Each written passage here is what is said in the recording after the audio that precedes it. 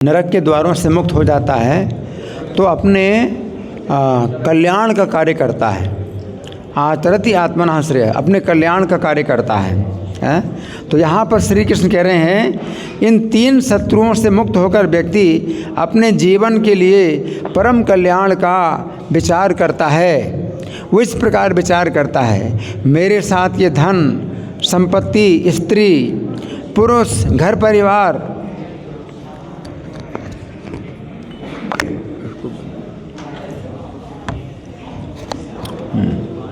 मेरे साथ ये धन संपत्ति, स्त्री पुरुष, घर परिवार पहले भी नहीं थे और आगे भी नहीं रहेंगे।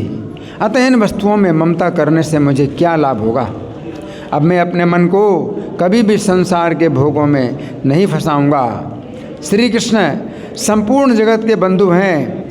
मैंने अभी तक श्री कृष्ण से प्रेम ना करके अनित्य भोगों में अपनी आसक्ति पैदा की है।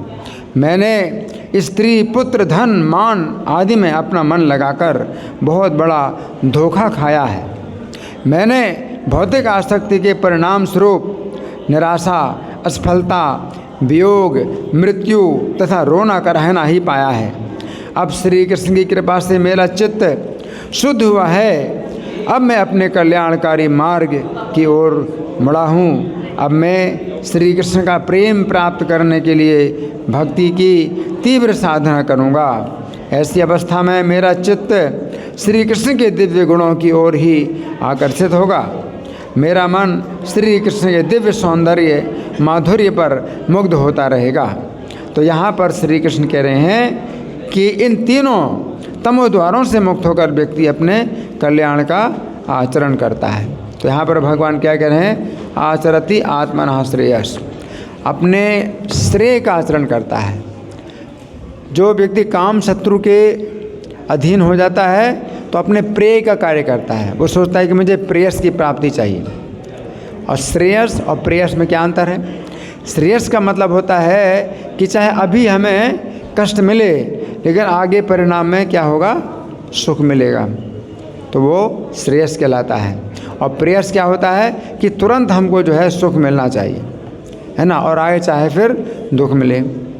तो जब काम शत्रु है तो हमारे काम शत्रु जो है आगे जो आदेश देता है वो क्या आदेश देता है, प्रेयस के लिए, कि अभी इंद्रियों को जितना भी सुख भोग सकते हो भोगो, इंद्रियों के सुखों को भोगो, है ना। तो ये प्रेयस कहलाता है। काम शत्रु और क्रोध शत्रु इसी में ही जो है और आगे हमें बढ़ाता है कि किसी का विनाश भी करना है, किसी का अनिष्ट भी करना है। वो क्रोध शत्रु जो है और आगे करता है। और जो लोभ शत्रु है तो ये कैसा होता है कि लोभ के कारण वो व्यक्ति जो है किसी की संपत्ति को चुराता है, किसी की संपत्ति को लूटता है या किसी की हत्या करता है। लोभ, तो लोभ के कारण जैसे कि ये जो धृतराष्ट्र के पुत्र हैं, लोभ के कारण पूरे कुटुंब की हत्या कर रहे हैं। यद्यपि तेन पश्यन्ति लोभो अपतचेतसा, लोभ के कारण इनका जो चित्त है वो इतना अभिभूत हो गया है कि ये जो है कुलक्षय कृतम दोषम मित्रद्रोहे च पातकम, जो पूरे कुल के नाश में कोई दोष नहीं देखते, लोभ के कारण। दुर्योधन हैं और भी उसके भाई हैं, लोभ के कारण इतने ज़्यादा अभिभूत हैं कि पूरे कुल का नाश हो रहा है तो उनको चिंता नहीं है। वो सोचते हैं हमें संपत्ति, पूरे कुल का नाश करने के बाद भी हमें संपत्ति मिल जाए, ये लोभ कहलाता है। मित्रद्रोहे च पातकम, अर्जुन कह रहे हैं कि हम लोग इनके साथ में इतनी मित्रता करते रहे और लेकिन इन्होंने हमारे साथ हमेशा शत्रुता की। तो लोभ के कारण जो है ये मित्र के साथ द्रोह करने में भी कोई दोष नहीं देखते। कोई व्यक्ति आपका बहुत मित्र है और हमेशा आपके ऊपर उपकार करता है, आपकी रक्षा करता है, आपकी सहायता करता है, और उसी को जो है आप अगर मतलब मारते हैं या उसके साथ धोखा देते हैं और उसका अनिष्ट करते हैं तो कितना बड़ा पाप है। इसको कहते हैं मित्रद्रोह, मित्र के साथ द्रोह करना, है ना। इसी प्रकार से 5 पांडव हैं, इन्होंने जो है कौरवों के साथ में हमेशा मित्रता की, लेकिन ये जो है लोभ के कारण, दुर्योधन लोभ के कारण कि भाई इनको राज्य का हिस्सा बिल्कुल नहीं मिलना चाहिए, तो इनकी हत्या करने की कोशिश कर रहा है। लाक्षागृह में भेज दिया कि उस घर में जो है लाख उसमें लगाया गया है ताकि थोड़ी सी आग लगे तो बड़ी तेज़ी से वो जो है फैल जाए, आग फैल जाए। लाक्षागृह में डाला है। तो कुंती और 5 पांडवों को इन लोगों ने लाक्षागृह में रखा केवल लोभ के कारण, जबकि इनका सब मतलब राज्य है, संपत्ति है, सब है, लेकिन लोभ के कारण कि पांडवों को जो है जो हमें हिस्सा देना पड़ेगा है। अब मान लो करोड़ों की संपत्ति है तो आपका भाई है, उसको भी आप हिस्सा दे दो, उसमें क्या है, आपकी तो करोड़ों की संपत्ति है, आप इतना कितना भोगोगे, इतना करोड़ पूरा राज्य है, लेकिन बस केवल लोग उनको ना मिले, है ना, उनके पास जो कुछ है वो सब मुझे मिले। तो लोभ के कारण जो है व्यक्ति इतना पाप करता है ना। तो यहाँ पर जो है भगवान बताते हैं कि अगर कोई लोभ से मुक्त हो जाए, क्रोध से मुक्त हो जाए, काम से मुक्त हो जाए, तो फिर वो क्या सोचेगा कि मुझे इस मनुष्य के जीवन का जो असली लाभ है वो उठाना है। सबसे बड़ा लाभ क्या है कि इस जीवन के बाद हमें अगला जीवन मिले, कैसा मिले, जिसमें मृत्यु का कष्ट ना मिले। वो मृत्यु से छूटने की कोशिश करता है ना। वो जो है जन्म के बंधन से छूटने की कोशिश करता है, जन्म मरण बुढ़ापा बीमारी इन कष्टों से छूटने की कोशिश करता है। उसके अंदर फिर जिज्ञासा प्राप्त होती है, अथा तो ब्रह्म जिज्ञासा है, उसको फिर जो है जिज्ञासा पैदा होती है। कौन सी जिज्ञासा? ब्रह्म जिज्ञासा। अभी कैसी जिज्ञासा पैदा होती है कि खाना कहाँ है, हमें अच्छा खाना, इंद्रिय तृप्ति है, कहाँ बढ़िया होटल है मैं वहाँ पर जाऊँ हैं और कुछ खाऊँ, अच्छे से व्यंजन खाऊँ हैं, और कहाँ पर क्लब है वहाँ पर जो है स्त्री को भोगूँ। तो इस तरह से जो है उसकी जिज्ञासा होती है, सबसे बढ़िया होटल कहाँ है, सबसे बढ़िया क्लब कहाँ है, ये जिज्ञासा होती है। लेकिन अगर काम शत्रु, क्रोध शत्रु, लोभ शत्रु से मुक्त हो जाएं तो फिर जिज्ञासा कैसी होती है? आत्म जिज्ञासा, आत्म तत्व की जिज्ञासा है। पराभवस्तावत बोध जातो यावन जिज्ञासा आत्म तत्वम। तो हमेशा जो है हमें पराभव मिलती रहेगी जब तक आत्म तत्व की जिज्ञासा नहीं करते। तो आत्म तत्व की जिज्ञासा कब होगी? जब काम शत्रु से मुक्त हो जाएं, क्रोध शत्रु से मुक्त हो जाएं, लोभ शत्रु से मुक्त हो जाएं, तो आत्म तत्व की जिज्ञासा होगी। आत्म तत्व की जिज्ञासा क्या है? आत्म तत्व क्या है कि भवसागर में मैं डूब रहा हूँ, अपार संसार समुद्र मध्य सम्मज्जतो में शरणम के मस्ती। अपार संसार समुद्र के बीच में मैं डूब रहा हूँ। अब ऐसे तो आप यहाँ बैठे बड़े सुरक्षित हैं, आप कहेंगे नहीं यहाँ संसार समुद्र की बात कहाँ से आ गई, हम तो बढ़िया ज़मीन में बैठे हैं और ये अच्छा जो है कालीन है, उसमें कारपेट, इसमें बैठे हुए हैं, कहाँ समुद्र है।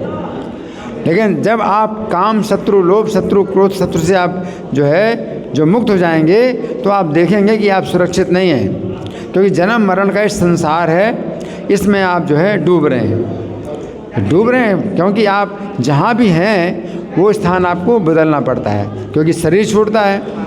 जब शरीर छूटता है तो आपका घर बदल जाता है, आपकी ज़मीन बदल जाती है, आपके परिवार बदल जाते हैं, सब बदल जाते हैं। तो आप कहाँ हैं ज़मीन में? आप तो समुद्र में। समुद्र में कोई तैरने वाली चीज़ होती है तो एक जगह पर वो टिक नहीं पाती, कभी इधर आगे, कभी पीछे, कभी नीचे जाता है तो कभी ऊपर जाता है। तो इसी प्रकार से हम संसार समुद्र में हम जो है डूब रहे हैं। तो कोई लहर आती है तो हम स्वर्ग चले जाते हैं, तो ऊंची लहर, तो वो जो तैरने वाली चीज़ है वो बहुत ऊपर चला जाता है। और फिर कोई भंवर आती है तो एकदम नीचे चला जाता है पानी के अंदर। तो हम तो समुद्र में हैं, हम कहाँ ज़मीन में। नरक में जाते हैं तो कभी नरक में जाते हैं, कभी स्वर्ग में जाते हैं, और कभी पशु पक्षियों की योनि में जाते हैं, कभी कीड़ों की योनि में जाते हैं। तो ये सब जो है क्या है कि ऊपर नीचे दाएं बाएं सब दिशाओं में हमें जो है हमारा एक भी स्थान जो है सुरक्षित नहीं है, एक भी स्थान हमारा जो है स्थायी नहीं है। है ना। तो ये जो है हमें वो दृष्टि प्राप्त होती है। अपार संसार समुद्र मध्य सम्मज्जतो में शरणम के मस्ती। तो मैं डूब रहा हूँ, अब मैं किसकी शरण लूँ कि मैं सुरक्षित हूँ। गुरु कृपालो कृपया वदेतन। तो हे कृपालु गुरु, आप कृपा करके मुझे ये बताइए कि मैं इस संसार समुद्र में जो डूब रहा हूँ, अपार संसार समुद्र है, मैं डूब रहा हूँ, मेरी शरण कहाँ है। तो कृपालु गुरु मुझे बताइए कि मैं कहाँ शरण लूँ, किसकी शरण लूँ। तो उनका उत्तर होता है विश्वे से पादाम्बुज दीर्घ नौका, कि तुम जो है उस जहाज की शरण लो जो विश्व के स्वामी के चरण कमल की जहाज है। तो भगवान के चरण कमलों की जहाज की शरण लो। तो भगवान के चरणों का आश्रय लोगे तो संसार समुद्र फिर क्या हो जाएगा, बछड़े के खुर से बने छोटे से गड्ढे के बराबर हो जाएगा। अब सोचिए कहाँ समुद्र, कहाँ समुद्र में आप डूब रहे हैं। और जब भगवान के चरणों की शरण लेते हैं तो वो समुद्र ही नहीं रहता। अब समुद्र नहीं तो फिर पार करने की भी ज़रूरत नहीं है, आप वहीं आप जो है क्या है, सुरक्षित हैं। वो समुद्र कितना छोटा हो गया, बछड़े के खुर से बने हुए गड्ढे में भरी हुई पानी की तरह। तो फिर आप जो है इतने सुरक्षित हो जाते हैं भगवान के चरण कमलों की नौका के द्वारा। तो यही यहाँ पर संदेश है कि काम क्रोध लोभ इन शत्रुओं से अगर आप बच पाते हैं तो फिर आप अपने जिज्ञासा करते हैं, अपने आत्मा के तत्व की जिज्ञासा करते हैं, ब्रह्म जिज्ञासा करते हैं, भगवान कौन है, भगवान के साथ मेरा क्या संबंध है और मुझे कैसे अपने संबंध को सुधारना है कि अब भगवान के साथ अच्छे संबंध बने और फिर संसार के जन्म मरण के बंधन से छूटें। धन्यवाद। ग्रंथराज श्रीमद् भगवद गीता की जय, श्रील प्रभुपाद की जय। हरे कृष्णा।